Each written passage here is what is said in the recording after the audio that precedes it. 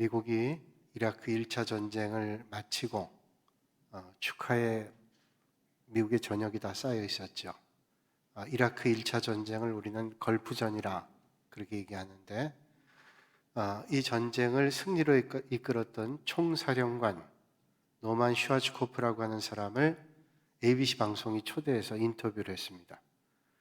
그 당시에 사회자였던 바바라 월터스라고 하는 사람이 이런 질문을 하죠. 이 걸프전 작전이 사막의 폭풍 작전이라고 하는데, 그래서 이제 사람들이 노만 슈와츠코프 사령관을 폭풍의 장군이라고 이렇게 부릅니다. 그 별명이 마음에 드십니까? 하고 사령관에게 물었습니다. 그때 사령관 대답하죠. 아닙니다. 전혀 마음에 들지 않습니다. 왜냐하면 저는 가슴이 따뜻한 사람이기 때문에 그렇죠.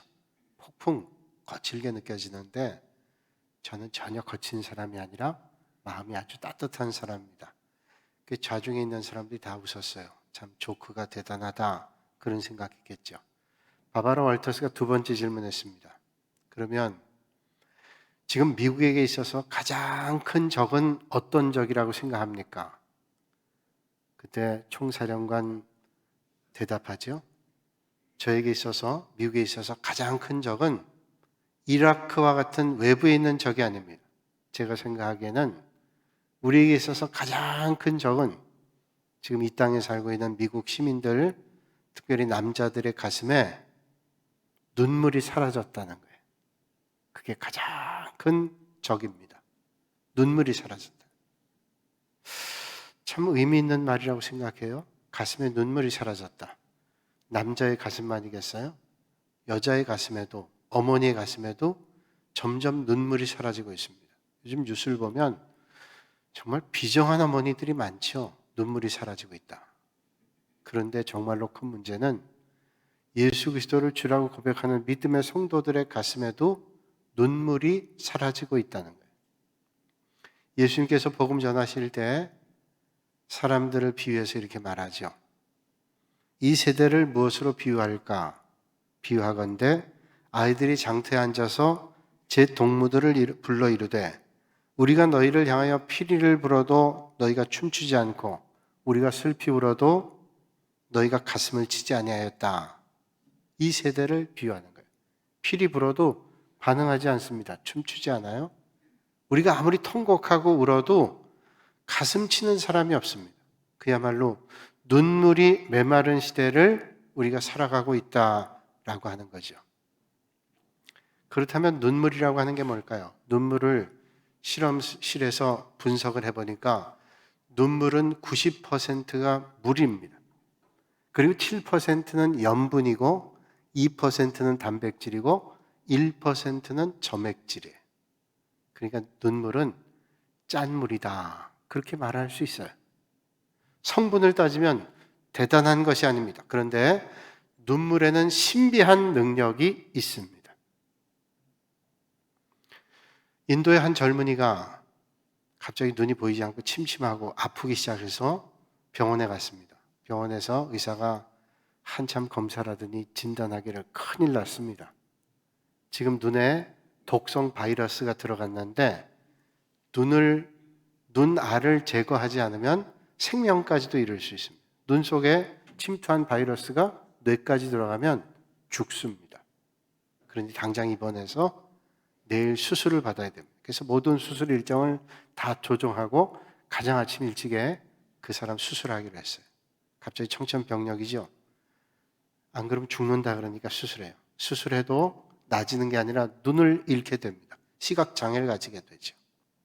절망 가운데 있는데 그 친구가 찾아왔습니다.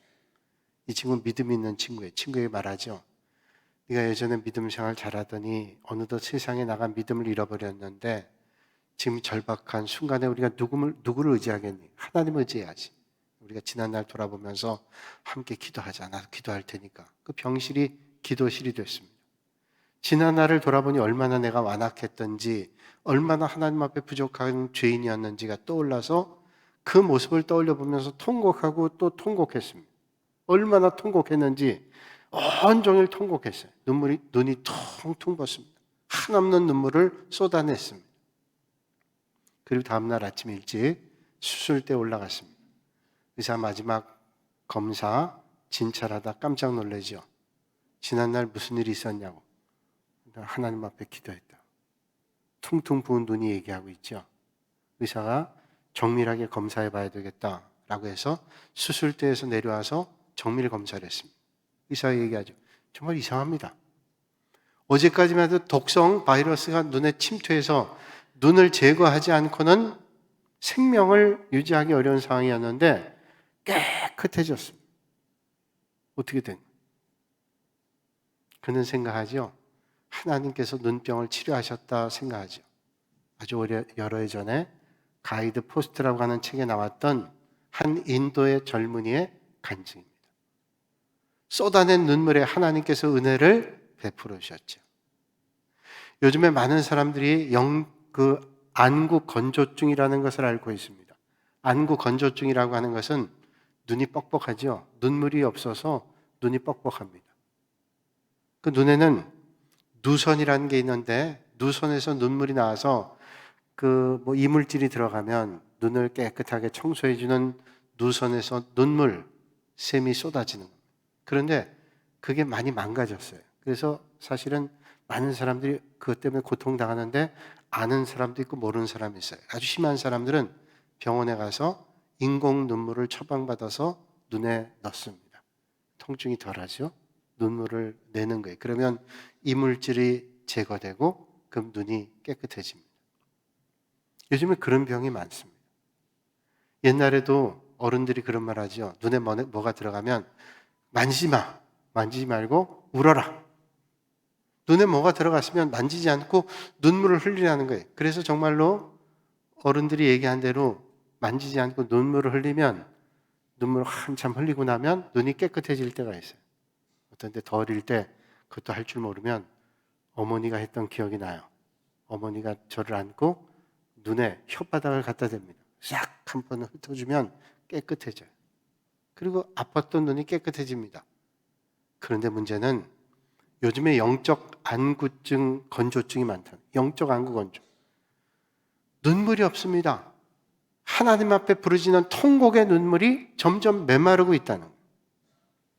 온 세상에 자신도 모르는 사이에 영적 안구 건조증을 앓고 있는 사람들이 많죠. 그래서 통곡해야 될 때, 눈물을 흘려야 될 때 눈물을 흘릴지 모릅니다. 바울이 복음 전할 때 다니면서 선교하고 교회를 세웠습니다.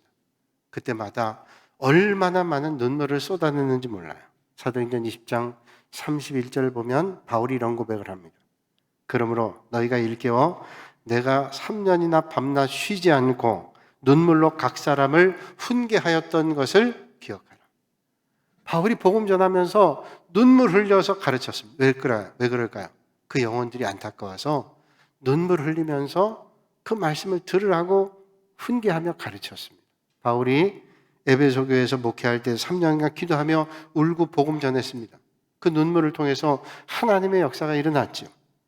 그렇습니다. 오늘도 눈물의 기도가 믿음의 성도들을 새롭게 하고 믿음의 공동체를 부흥하게 하죠. 오늘 우리 교회가 이 시간 이 자리에 있는 것도 많은 믿음의 선배들의 눈물의 기도가 있었고 하나님의 은혜가 우리에게 있었습니다.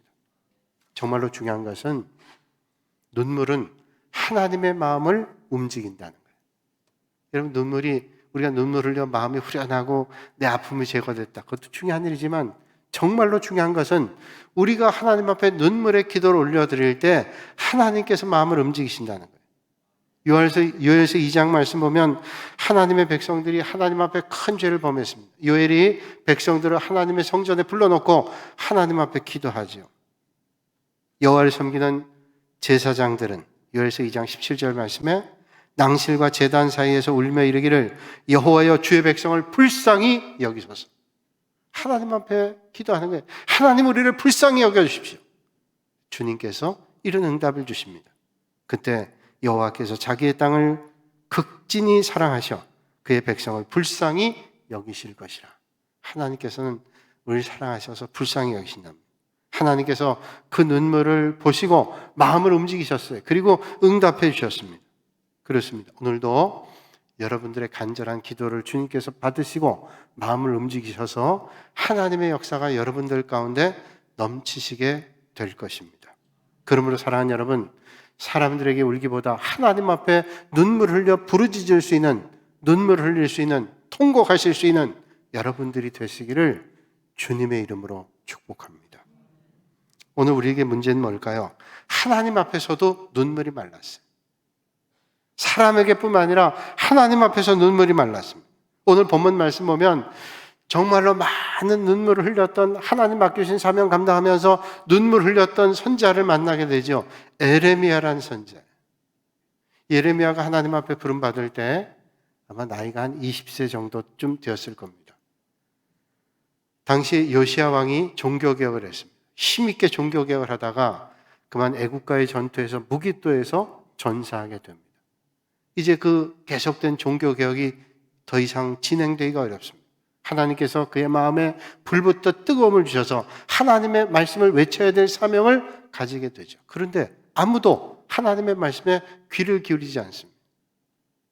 그 당시 왕이었던 여호아스도, 그리고 여호야긴도, 그리고 마지막 멸망 때까지의 시드기야도 하나님의 말씀을 듣지 않습니다. 예레미야의 마음이 너무 안타까웠어요. 하나님 말씀 좀 들어야 되는데 저들의 길은 자꾸만 멸망으로 가는데 깨닫지를 못합니다. 안타까움에 앞길을 예언해도 듣지 않고 멸망의 길로 가는 이스라엘 백성들 바라보며 예레미야는 정말로 통곡하며 울었어요. 오죽 많이 울었으면 50년을 그가 울었어요. 그래서 우리는 예레미야 선자를 눈물의 선자로 기억합니다. 오늘 본문 19절에 말씀하죠. 슬프고 아프다. 내 마음속이 아프고 내 마음이 답답하여 잠잠할 수 없으니 이는 나의 심령이 나팔소리와 전쟁의 경보를 들음이로다. 슬프고 아프다 이렇게 말해요. 왜 슬프고 아파냐? 지금 하나님의 나팔소리 경고의 음성이 들렸기 때문에. 어떤 경고입니까? 유다 백성들이 바벨론에 의해 멸망하게 된다는, 그들의 침공을 받게 된다는, 하나님의 심판이 임한다는 경고의 메시지가 그의 영적인 눈에 들어오고 영적인 귀에 들렸기 때문에. 그래서 그 가슴이 답답하고 안타까워 하나님의 말씀을 전하지 않고는 견딜 수 없었어요. 예레미야 에가서 1장과 2장 보면 바벨론이 예루살렘 쳐들어와서 어떤 일이 벌어지게 될까 하는 것을 자세하게 묘사하고 있는데, 예루살렘 성전이 다 무너졌습니다. 하나님 앞에 하나님 앞에 나와 예배드리는 장소가 다 무너졌어요. 뿐만 아니라 예루살렘 성 안에 시체가 얼마나 많이 널브러져 있는지 그들에게 쏟아진 피가 강물을 이루게 됐습니다. 그리고 젊은 처녀들과 어린 소년들이 다 붙잡혀 갑니다. 얼마나 비참한 현상이 그 눈앞에 보여지는지 통곡하고 눈물 흘리며 유대 백성들이 하나님 앞으로 돌아오도록 울부짖으며 선포하고 있는 거죠. 그래서 에가서 1장 2절에 이렇게 말씀합니다. 밤새도록 애곡하니 눈물이 뺨에 흐르며 라고 통곡했습니다. 서울에서 목회할 때 함께 교회 섬기시는 장로님이 있는데 이북에서 피난 나오셨어요. 고등학교 1학년 때 피난 나오셨는데 혼자 피난 나오셨어요. 그분이 언젠가 그런 말씀했습니다. 피난 나올 때 고향집에서 인민군들이 들어와서 아버지, 어머니, 누나를 마당에서 죽이는 걸 자기는 숨어서 숨죽이고 다락방 구퉁이에 숨어가지고 살짝 본 거예요. 근데 마당에서 아버지 죽이고 어머니 죽이고 누나 죽이는 거를, 그것도 그냥 죽이는 게 때려 죽이는 걸 보면서 한마디도 말할 수 없었대요. 가슴에 쌓여가지고 공산당이라면 아주 치를 떨어요. 내가 다 용서해도 그 공산당 용서 못한다. 아마도 예레미야의 심정이 그런 심정이었어요. 바벨론이 쳐들어와가지고 어린아이들 다 데려갑니다. 젊은 처녀들 능욕하고 끌고 갑니다. 얼마나 비참한 상황이었어요. 자기가 느꼈던 두려움, 그리고 같은 민족의 고통당하는 걸 보면서 잠잘 수 없었어요. 통곡하지 않을 수 없었습니다. 그런데 정말로 안타까운 것은 유다 백성들이 그 사실을 모르고 있어요. 하나님의 그 역사를 볼 수 없어요. 영적으로 어두워 있습니다. 오늘도 마찬가지죠. 많은 사람들이 하나님 심판을 두려워하지 않습니다. 지옥의 형벌이 있다는 사실을 외면합니다. 그걸 말하면 비웃습니다. 참, 저 예수 믿는 것들. 그래요. 믿지 않는 사람들은 모르지요. 그런데 심지어는 예수님을 믿는다고 하는 사람도 하나님의 심판을 모르고 지옥의 형벌을 몰라요. 아니, 외면해버립니다. 누가복음 16장 말씀 보면 소위 말하는 부자와 나사로의 비유가 있죠. 부자가 지옥의 음부에 떨어졌습니다. 얼마나 목이 말고 힘들든지 하나님 앞에 부탁하죠. 아브라함이요 라고 부탁합니다. 제발 저 천국에 있는 나사로를 통해서 물 한 방울이라도 찍어서 제 입에 묻혀주십시오. 많이도 아니에요. 물 한 방울만이라도. 얼마나 목마르고 고통스러웠습니다. 근데 거절하죠. 그러면 나사로를 저희 집에 보내서 내 형제들에게 이 사실을 알게 하고 나처럼 여기 와서 이렇게 고생하지 않도록 저희들에게, 나는 비록 여기에 고통 가운데 있지만 우리 가족은, 세상에 있는 가족은 절대로 이런 고통을 당하지 않도록 좀 사람을 보내달라고, 나사로를 보내달라고 하죠. 그런데 이런 응답이 옵니다. 모세와 선지자를 통해서 그렇지 않아도 수없이 전하고 있는데 저들이 듣지 않는 거예요. 수없이 전해도 듣지 않아요. 그렇습니다. 하나님 말씀을 들어야죠. 그 경고를 무시하면 안 됩니다.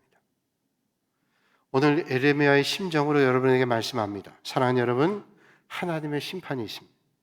그러므로 예수님을 잘 믿어야 됩니다. 대충 믿으면 안 됩니다. 엉터리처럼 믿으면 안 됩니다. 그저 믿는다고 믿는 거 아니에요. 예수님을 잘 믿으시는 여러분들이 되시기를 주님의 이름으로 축복합니다. 여러분 상관없으면 그냥 대충 믿다 가세요. 그럴 수 없잖아요. 적어도 우리 동북교회 성도들, 믿음의 성도들이 예수님 잘 믿다가 하나님의 은혜를 만나는 축복의 자리로 가야 되는데 엉터리로 믿다 대충 믿다가 믿는다는 말만 듣다가 간다면 그 책임이 누구에게 있겠어요? 22절 말씀 보니까 내 백성은 나를 알지 못하는 어리석은 자요 지각이 없는 미련한 자식이라. 악을 행하기에는 지각이 있으나 선을 행하기에는 무지하도다. 자, 어리석은 자요 지각 없는 미련한 자식. 여기 어리석은 자라는 말은 히브리어, 구약성경에 있는 히브리어로 에월이란 말이에요. 에월. 이 에월이란 말은 뿌리가 어떤 말에 뿌리가 있냐면 교만하다는 말에 뿌리가 있어요. 그러니까 왜 어리석게 됐냐면 교만해서 어리석게 됐어요. 여러분 사람이 조금 뭘 아는 것 같으면 교만해집니다. 근데 사람이 아는 게 얼마나 알아요? 세상에 자기가 가지면 얼마나 가지고 있다고요? 그 교만 얼마 못 갑니다. 그래서 교만하기 때문에 사람이 어리석은 행동하는 거죠. 어리석은 사람은 교만한 사람입니다. 교만하면 다른 사람의 말도 듣지 않습니다. 특별히 하나님의 말씀도 듣지 않는데 문제가 있는 것이죠. 영국의 데일리 메일이라고 하는 신문이 있는데 그 신문에 46세의 루크 여맨스라고 하는 사람이 자기가 기르던 킹코브라에 물려서 죽었다는 기사가 떴습니다. 그는 10살 때부터 뱀 파충류를 좋아해서 키웠습니다. 16살 때는 그 뱀 파충류를 키울 뿐만이 아니라 그걸 내다 파는 장사를 했어요. 잘했습니다. 그가 세상 떠나기 전에 킹코브라에 물려 죽기 전에 며칠 전에 영국의 BBC 텔레비전하고 인터뷰를 했습니다. 그 인터뷰에서 그는 이렇게 얘기했습니다. 내가 기르고 있는 코브라들은 내가 그들에게 물을 주고 또 먹이를 주고 하기 때문에 절대로 그것들이 나를 해하지 않을 겁니다. 내가 그걸 해하려고 하기 전에는 절대로 나를 해하지 않을 겁니다. 물었습니다. 아니 그게 무슨 감정 있는 것도 아니고 그게 그렇게 물지 않겠어요? 절대로 물지 않아요. 왜냐하면 내가 물을 주고 먹이를 주는데요. 내가 해코지 하지 않으면 절대로 해를 주지 않을 거예요. 그리고 며칠 뒤에 그가 키우는 독사에게 물려 죽었습니다. 소위 말하는 119가 찾아가서 구조했을 때 이미 죽어 있었고요. 조사해 보니까 뱀에 물려서 6초 만에 절명했다. 도대체 왜 그렇게 죽었을까요? 어떤 이유인지 몰라요. 그런데 그 기사를 보면서 이런 생각했습니다. 그는 독사에게 물려 죽기 전에 교만에게 물려 죽었어요. 나는 절대로 독사를 잘 알기 때문에 해한당하지 않는다. 그 교만한 마음에 물려 죽은 거예요. 그 독사가 물은 게 아니에요. 성경은 말씀하고 있죠.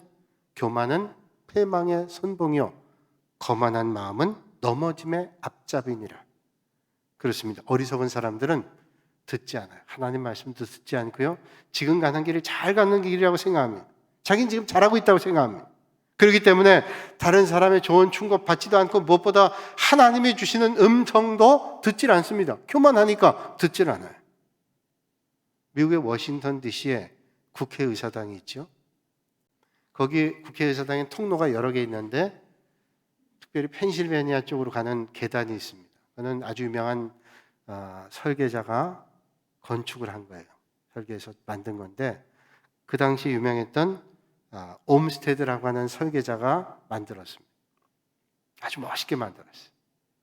그런데 이상하게 그 계단은 멋도 있고 다 좋은데 사람들이 그 계단에 오르내리다가 넘어지는 낙상사고가 많은 거예요.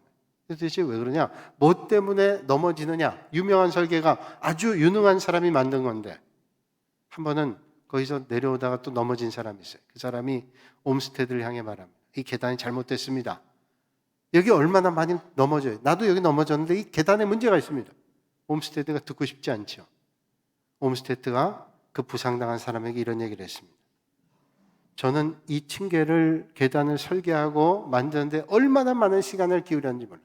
내 실력 아시죠? 최선 다해 만들었습니다. 그리고 그냥 만든 게 아니라 집에다가 이 계단을 설계해 놓고 계단을 실제로 나무로 만들어서 제가 여러 날 동안 오르락 내리면서 시험을 했어요. 너무 편안하게 오르락거리고 내리락거리는데 문제가 없었습니다. 그러니 이 계단은 문제가 없어요. 그럼 문제는 누구예요? 넘어진 당신에게 문제가 있습니다. 그러면서 팔짱 끼고 비아냥거리는, 당신이 좀 똑바로 걸으시지요. 앞을 제대로 보고 걸으시지요. 라고 비난했어요. 그러자 그 계단에서 넘어진 사람이 옴스테드를 향해서 이런 말을 했습니다. 천만에요. 당신 병원 가서 검사해 보세요.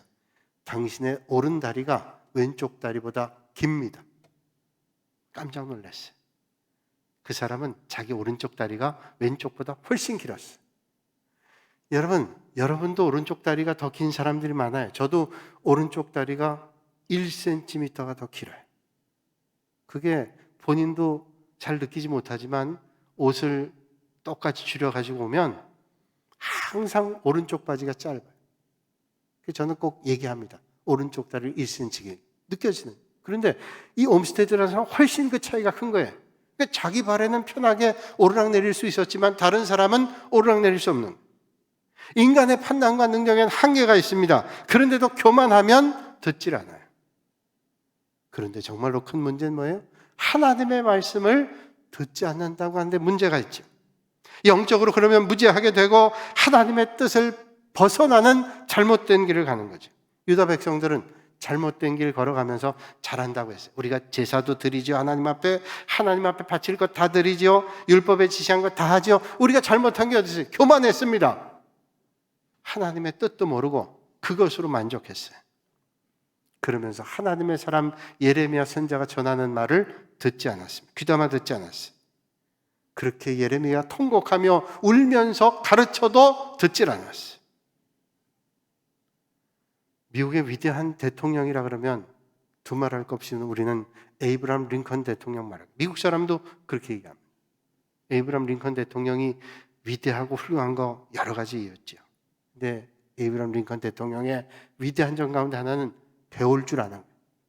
그는 낮은 자세로 배웁니다. 어린아이에게도 젊은이에게도 연세 많은 분에게도 배웁니다. 평생 그는 배우는 삶을 살았다 그러죠. 그래서 그의 성경 지식은 어떤 신학자보다도 아주 훌륭했다 그러고 그의 세익스피어의 연구는 어떤 학자보다도 뛰어났다고 얘기해요. 그의 평생 모토가 난 배워야 된다. 그 훌륭한 대통령이 됐어요. 예레미야는 유다 백성들의 교만 봤습니다. 자신들은 잘못된 길 갑니다. 그러면서 만족했습니다. 내가 이렇게 하나님 앞에 제사 드리고 이렇게 하나님 앞에 드리고, 근데 하나님의 진정한 뜻을 모르고 잘못된 길 가는 걸 깨닫지 않고 그는 돌아올 줄 몰랐어요. 그렇습니다. 오늘도 우리가 교만하여 어리석은 사람 되면 안 됩니다. 잘못된 길 가면서도 난 예수님 잘 믿고 있다 착각하면 안 되죠. 날마다 하나님의 말씀을 사모해서 주의 말씀대로 주의 뜻대로 살아갈 수 있는 믿음의 사람들이 되시기를 주님의 이름으로 축복합니다. 예레미야는 저들 향해 눈물을 흘렸어요. 왜 눈물을 흘렸을까요? 그렇게 전했는데 듣지 않으면 내버려도 되잖아요. 하나님, 제가 하나님 뜻대로 그렇게 전했습니다. 통곡하면서 울부짖으며 전했습니다. 그런데 듣지 않았으니 나는 끝이에요. 이제 그러지 않았어요. 왜? 계속 통곡 흘리며 50년 동안 복음 전했을까요? 하나님의 말씀 전했을까요? 사랑하기 때문에. 듣지 않지만 저들을 사랑하고 안타까워서 전했습니다. 예레미야는 유다 백성들 사랑했습니다. 그래서 끝까지 유다 백성들 곁에 있었어요. 여러분, 사랑하기 때문에 떠난다는 말도 있지만 적어도 사랑한다면 끝까지 함께 있어 주려고 애를 쓰잖아요. 탈무드에 이런 이야기가 나옵니다. 어떤 왕이 뭔가 오해해가지고 노발대발하면서 신화시켜서 어떤 사람을 잡아오라고 얘기했습니다. 그놈이 그런 말 하고 다녀? 괘씸해, 잡아오라 그랬어요. 신하의 명령, 왕의 명령을 신하를 통해 받은 그 어떤 사람이 겁이 났어요.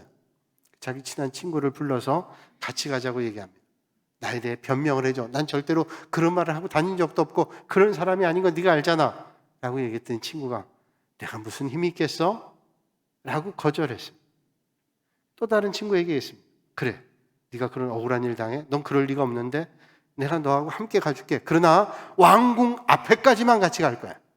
더는 내가 어떻게 가겠어? 그리고 왕궁 앞까지만 간다.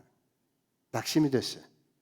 그런데 마지막 세 번째 친구가 같이 가주겠다는, 나는 왕궁에 들어가서 왕 앞에 가서 네 억울함을 나는 변명해 줄 거야. 탈무드의 마지막에 이렇게 질문합니다.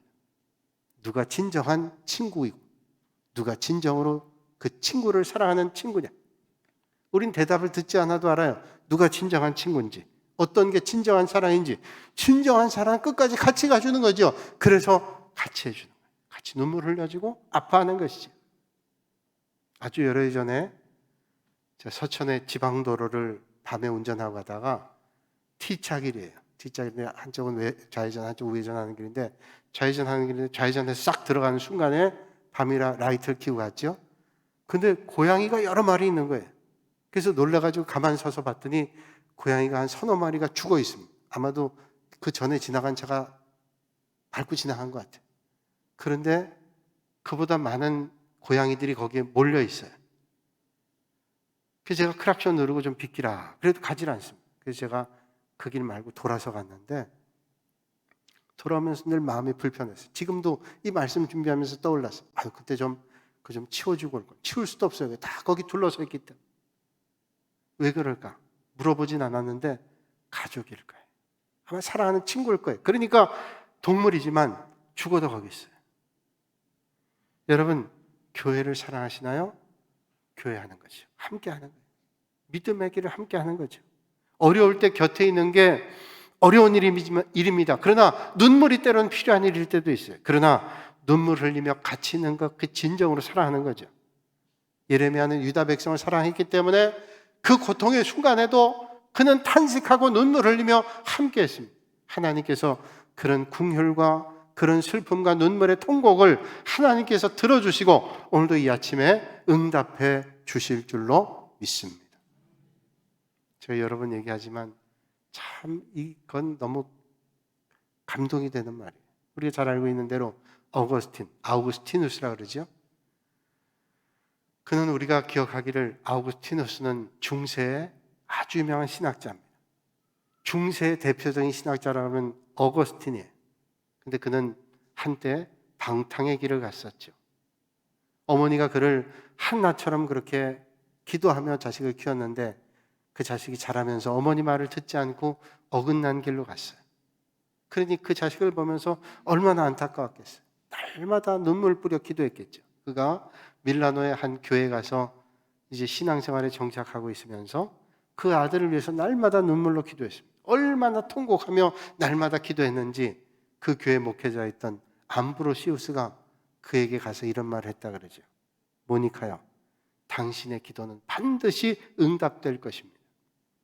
하나님께서 당신의 눈물의 기도를 외면하지 않을 것이기 때문에 하나님께서 반드시 응답해 주실 거예요. 하나님은 모니카 어머니의 눈물의 기도를 외면하지 않는데요. 그 하나님께서 오늘 여러분의 눈물의 기도도 외면하지 않을 겁니다. 오늘 이 아침에 사랑하는 영혼을 위해서, 사랑하는 누군가를 위해서 눈물을 흘려 통곡하며 기도하시는 여러분들이 되시기를 주님의 이름으로 축복합니다. 그렇습니다. 사랑하면 기도하는 거죠. 사랑한다고 말하는데 기도하지 않아요. 사랑한다고 하는데 뭐 좋은 거 갖다 준다고 하는데 기도하지 않아요? 사랑하는 걸까요? 제이시 라울이라고 하는 신학자는 말하기를 누군가가 당신을 얼마나 사랑하는지 알고 싶다면 그 사람이 당신을 위해서 얼마나 기도하는지 알아보십시오. 누군가 여러분 당신 사랑한다면 그 사람이 나를 위해서 얼마나 기도하는, 바꿔 얘기하면 여러분들이 누군가를 사랑한다면, 내 자식을 사랑한다면, 내 어머니를 사랑한다면, 누군가를 사랑한다면 그를 위해서 여러분 얼마나 기도하고 계시는지요. 진정한 사랑은 기도죠. 사랑하는 여러분, 여러분의 기도에 눈물을 담으십시오. 아직 믿지 않는 가족을 위해서 눈물로 기도하십시오. 큰 어려움 가운데 있는 형제를 위해서 눈물로 기도하십시오. 이런 시대에 메마른 두 눈에 눈물을 채우시고 눈물로 채워진 그 눈을 하나님께서 주목하십니다. 눈물로 멍이든 그 마음을 하나님께서 귀하게 받아주실 줄로 믿습니다. 눈물의 기도를 들으시는 여러분들이 다 되시기를 주님의 이름으로 축복합니다. 거룩하신 아버지 하나님, 오늘도 이 아침에 간절함으로 주님 앞에 나왔습니다.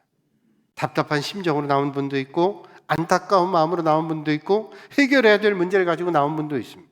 오늘도 이 아침에 눈물의 기도를 받아주시는 하나님 앞에 눈물을 흘려 기도할 수 있는 믿음의 성도들이 되게 하시고 멀지 않은 날 응답해 주시는 그 주님의 응답 때문에 감사와 기쁨을 올려드릴 수 있는 저희들 모두가 되게 하여 주시옵소서. 예수님의 이름으로 기도하옵나이다. 아멘.